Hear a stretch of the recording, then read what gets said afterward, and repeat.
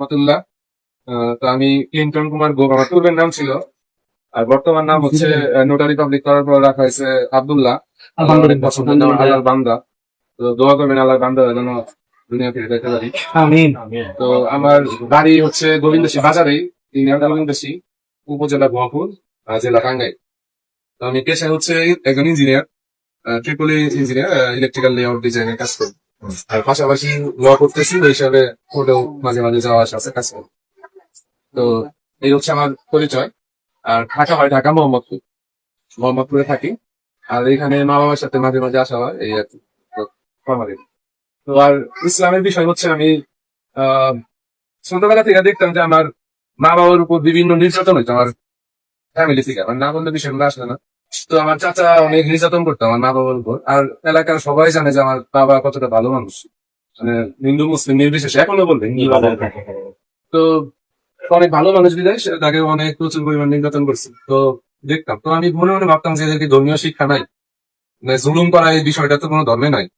তো এই বিষয়টা আমার মাথায় কাজ করতো। তারপর মানে আমার ওই ধর্মের যে ভগবান ছিল তারাই ডাকতাম, ছোটবেলা থেকে এটা বুঝিয়ে আসছে আর কি। তো ডাকতাম, তো কিন্তু কোনো কাজ হয় না। মানে এইভাবেই দেখি যে আমরা ছোটবেলা থেকে, আমার ভাই বোনেরাও জানে যে ওই দিন আমার বোনও বললো, আমার বিষয়গুলো জানছে আমার বোন। আমরা দুই ভাই এক বোন।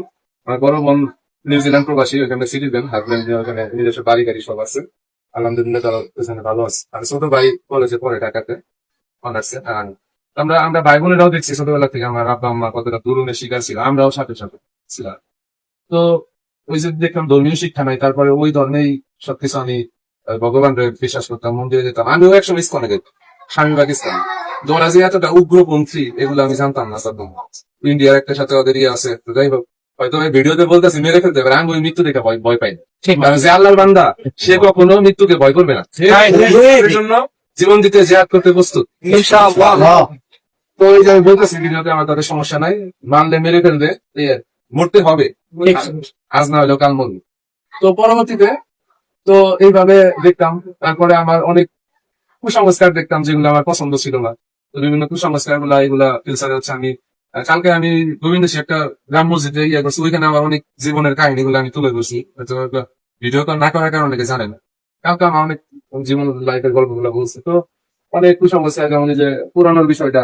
হ্যাঁ, তো আমি একসময় হচ্ছে আল্লাহর কাছে দোয়া করতাম যে আল্লাহ এই নেককার জন্য, মানে ভগবানের যেমন আমার বুঝটা হয় যে না 33 কোটি দেবতা, তো এগুলা মনে হয় না যে কেমন যেন, কারণ নতুন নতুন দেবতার আপডেট হয়, মোবাইল ফোন যেরকম নতুন নতুন আপডেট আসে, দেবতারও দেখতাম যে আপডেট আসে। এই যে করোনা পূজার সময় করোনা দেবীর আপডেট আসে হচ্ছে। হ্যাঁ, তো ইউটিউবে সার্চ দিতে দেখবেন যে করোনা দেবীর পূজা হচ্ছে। যখন নদী ভাঙ্গে তখন নদীরে পূজা দিতেছে, তারপরে নদী ভাঙ্গা কিন্তু থামেন। ঠিক আছে, যদি আল্লাহ না চায় তাহলে কিন্তু কারো সম্ভব না যে রোধ করা নদী ভাঙ্গ। ঠিক। তো পরবর্তীতে আমার বিভিন্ন কারণ বসে আমি আল্লাহর কাছে দোয়া করতাম, এই যে নেককার জন্য কাজ একটা হাঁস মুরগি মারা গেল আমরা চুলার মধ্যে দিয়ে দিতে পারবো না। যেহেতু একটা হাঁস মুরগি পুড়িয়ে মারতে পারি, অবশ্য জন্ম করে ওটা কিন্তু আলাদা বিষয়, কিন্তু পুড়িয়ে মারতে পারতেছে না। সেখানে আমি এমনি আমার মা বাবা আমার জন্য সারাটা জীবন নির্যাতিত অত্যাচারিত, আমাদের কিভাবে আমার মা বাবা আমাদের 3টা ভাই বোনদের বড় করছে, নিজের এত কষ্ট করে, ওই মা বাবার মুখে আমি আগুন ধরে যাবো। আমি তখন থেকে এই করতাম যে তার আগে যেন আমার মৃত্যু হয়, আমি যেন এই কাজ করতে পারি। হ্যাঁ, এই কাজ আমার দ্বারা যেন কখনো হয় না। কারণ আমার ভালোবাসার মা মৃত্যু হচ্ছে আমার বাবা মা, সব থেকে ভালোবাসেন তাদের বেশি। ভালোবাসার জিনিস আমি কেমন দেখলাম, এটা আমার কাছে সম্ভব নেই। তো আরো বিভিন্ন কারণে তো আমার এগুলা বিশ্বাস হবে। তারপরে যে পূজা করা, 33 কোটি দেবতা পূজা করতে গেলে তো আমাদের 365 দিন, সারা রাত দিন 24 ঘন্টা পুরা লাগছে।